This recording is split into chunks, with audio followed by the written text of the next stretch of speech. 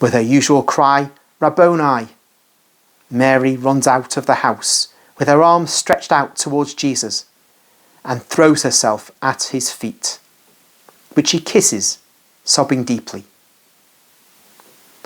Several Judeans who were in the house with her and who have followed her weep with her with doubtful sincerity. And Maximinus, Marcella, Sarah, Naomi have followed Mary, as well as all the servants, and their wailing is loud and high-pitched. I think that there's no one left in the house. When Martha sees Mary cry thus, she cries copiously too. "Peace to you, Mary. Stand up. Look at me. Why weep thus, like one who has no hope?"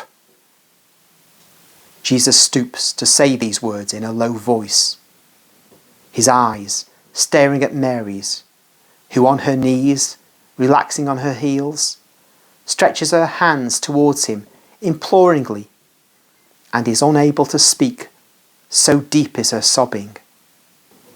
"Did I not tell you to hope beyond what is credible, in order to see the glory of God?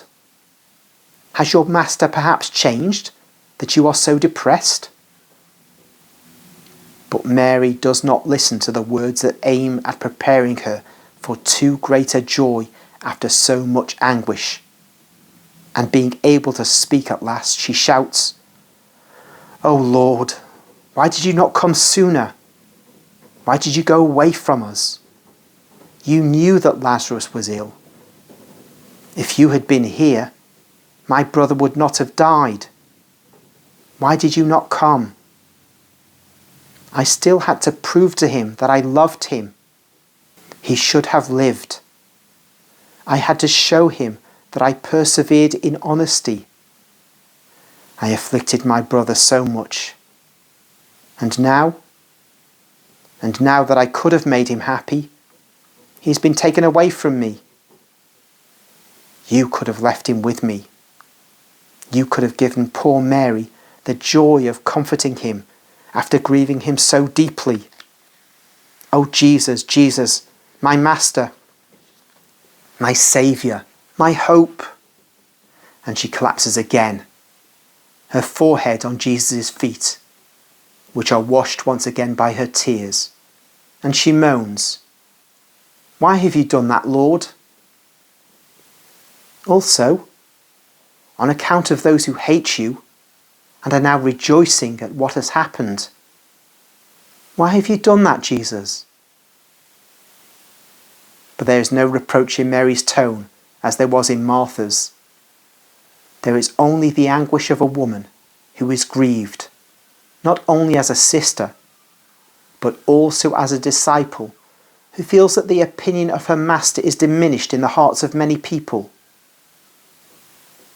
Jesus, who has bent very low to hear those words whispered with her face near the ground, stands up and says in a loud voice, "Mary, do not weep.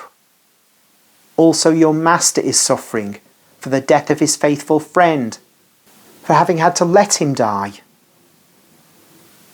Oh, how sneering and radiant with hateful joy are the faces of the enemies of Christ. They feel that he is defeated and rejoice, whilst his friends are becoming sadder and sadder. Jesus says in an even louder voice, "But I tell you, do not weep. Stand up. Look at me. Do you think that I, who loved you so much, have done this without a reason? Can you believe that I have grieved you thus in vain? Come, let us go to Lazarus. Where have you put him?" Jesus' question, rather than to Mary and Martha, who cannot speak as they are crying even louder, is addressed to all the others, and particularly to those who have come out of the house with Mary and look more upset. Perhaps they are older relatives. I do not know." And they reply to Jesus, who is clearly distressed, "Come and see."